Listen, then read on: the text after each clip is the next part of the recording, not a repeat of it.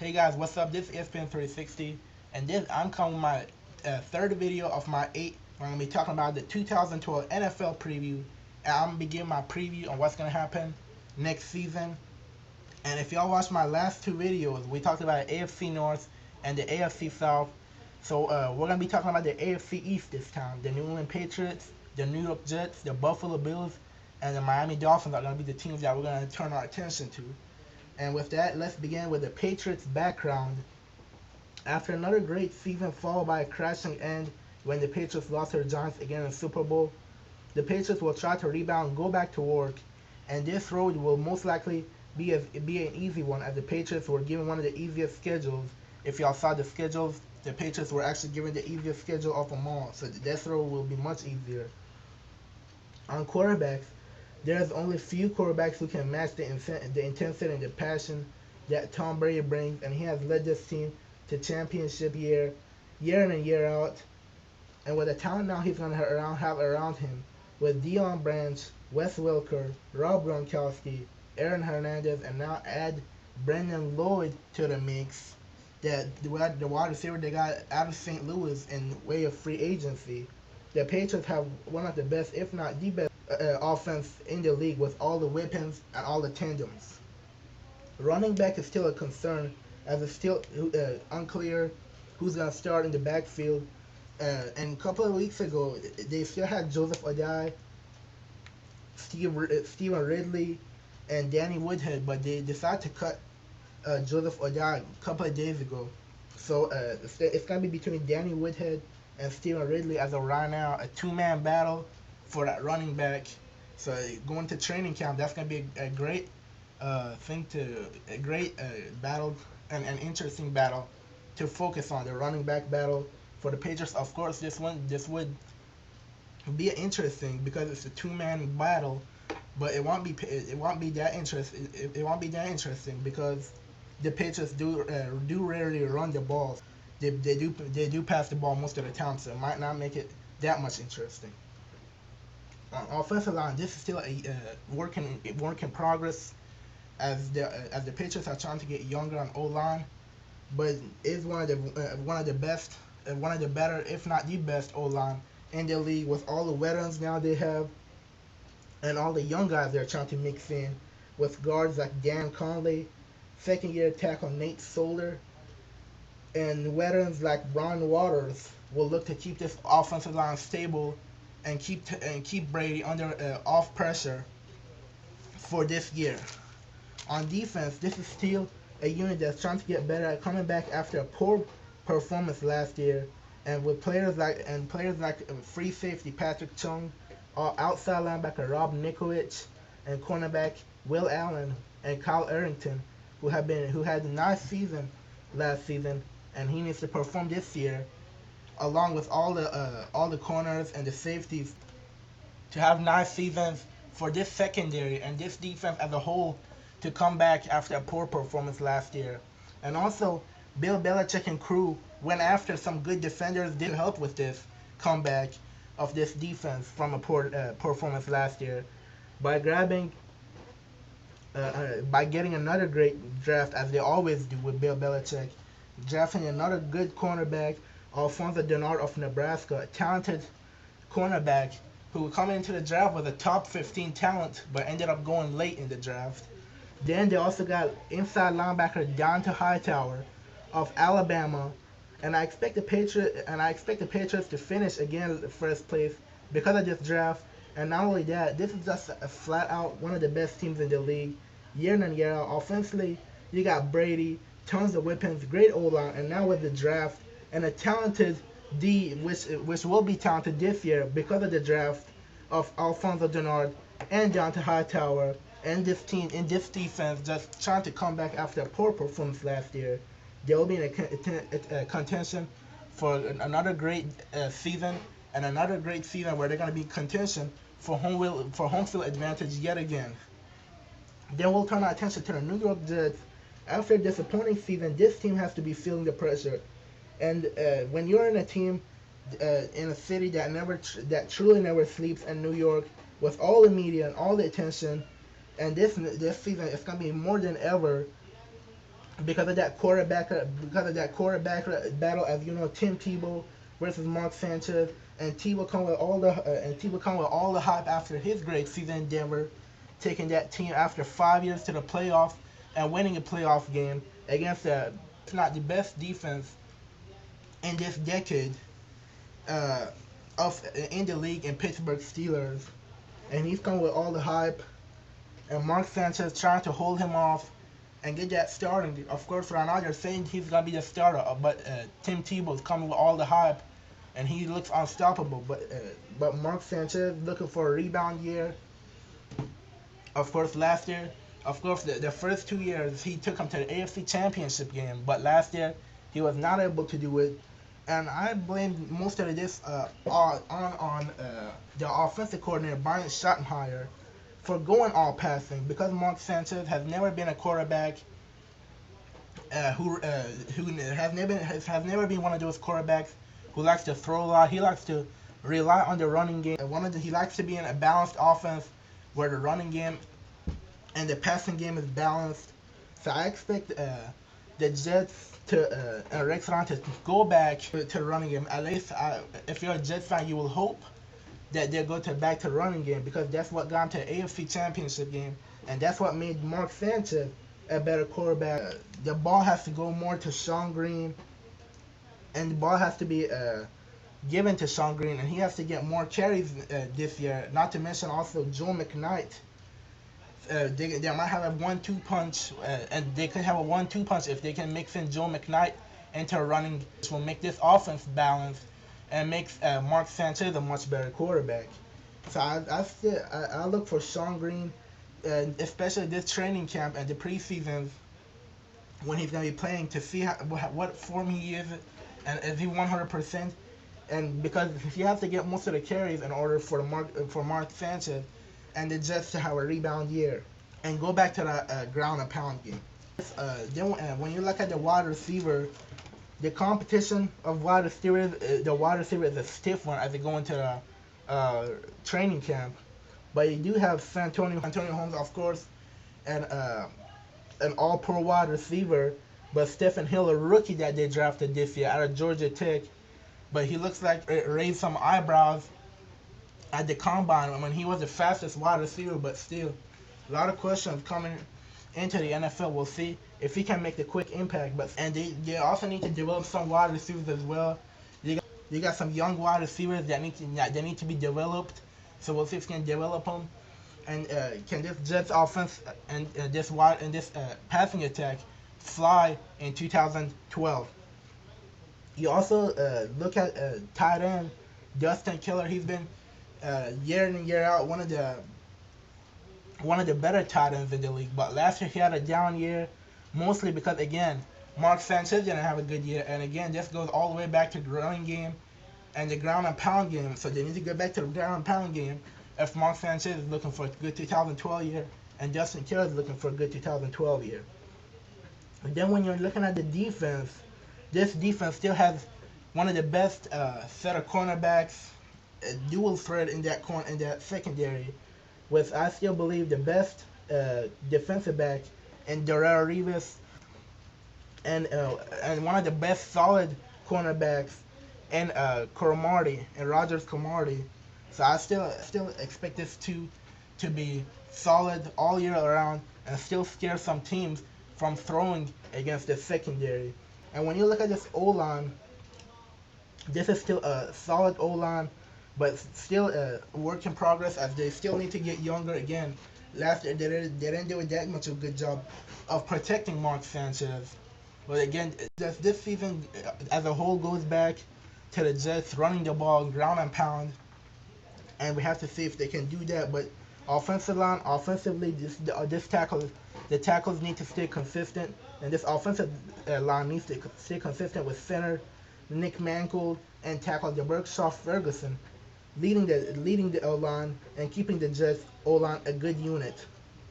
Then when you look at the defense, this unit struggled up front to get any pressure, and it will have to be up to the second-year defensive lineman Muhammad Wilkerson, eighth-year defensive tackle Sienna Poe, and veteran linebacker Calvin Pace to have a good season. I also like some of the draft picks this year, including strong safety Antonio Allen of South Carolina. How low he went in this draft, because he's a very, very talented and he has a lot of raw talent in him when I watched him in his tape and his highlights at South Carolina. So this was a really, really good talent they got late in the draft with the Jets and Antonio Allen. Quentin Coples of UNC, who a lot of people believe he can also come in and help that press again, that upfront pressure. As I said, they struggle to get pressure up front. So Quentin Coples will come and make sure this doesn't happen, and will help next year for the Jets up front to get pressure in quarterback space, especially when you're playing against a quarterback like Tom Brady twice a year, and also some talented quarterbacks during the season.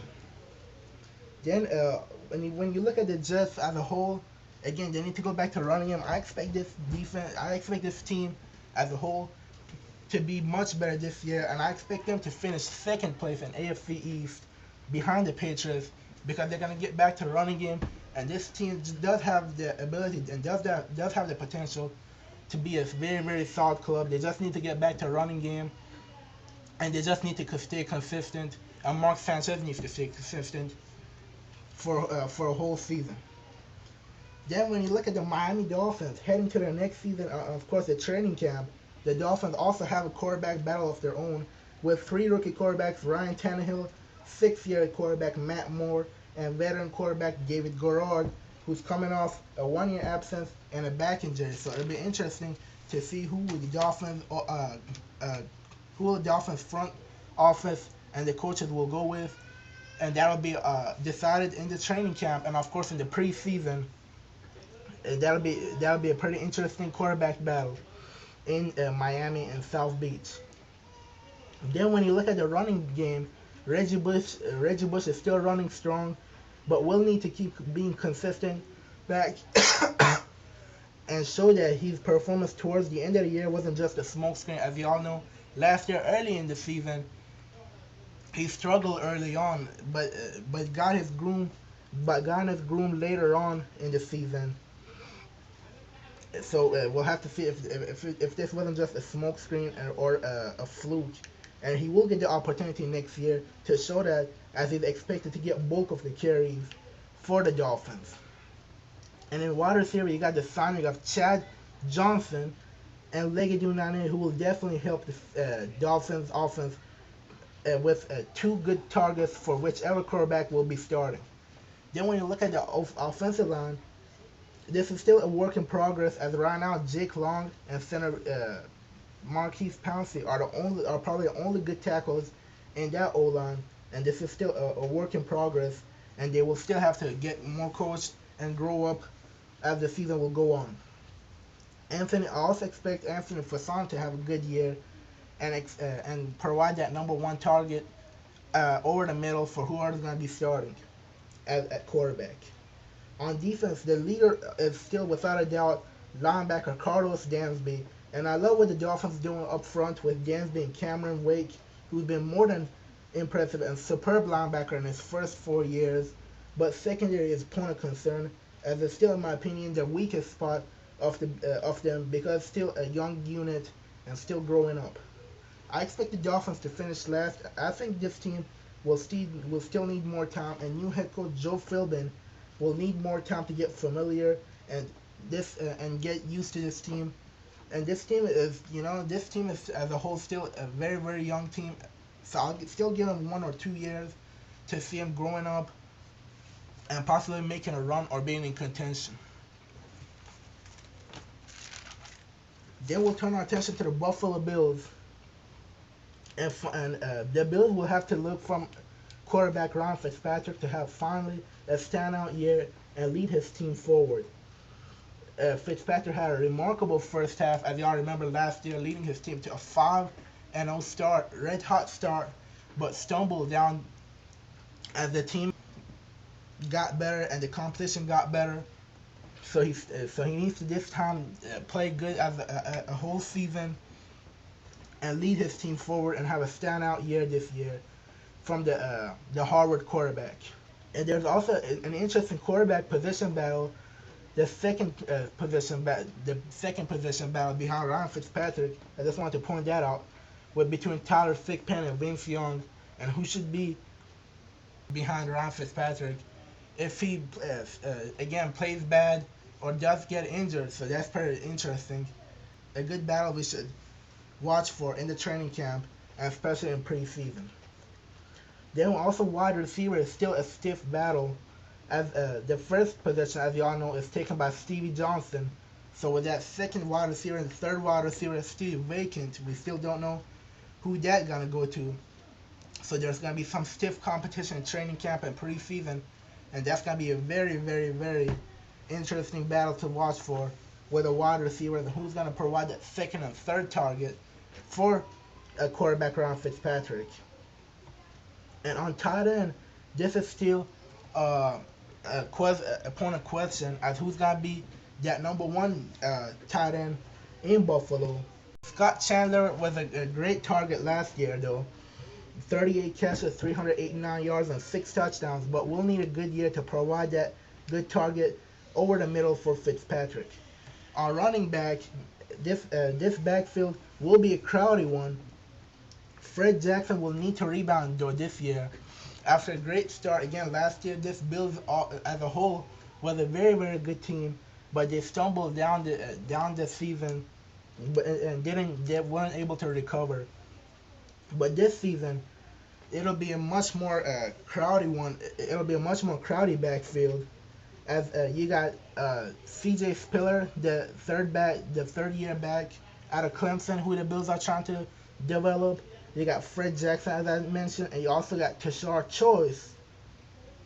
So that backfield will be a crowded one this year. Then when you look at the offensive line, this offensive line is still again a young one, just like the Dolphins. This is still a young offensive line with fourth-year center Eric Wood, left guard Andy Levitre, a right guard Kerrig Urbick, and a right tackle Eric Pierce, and also not to mention the talented tackle the Bills drafted in Cordy Glenn of Georgia, and he's expected to jump in and have a great solid season and grow up with that young talented offensive line, which is a positive and is a plus for them, because whenever you got a solid unit growing up together, they have to go through their downs together. They will go through their downs together. They will go through their ups together, and they'll learn. And we've seen over the years how much, like the 49ers O-line, how much that has helped them.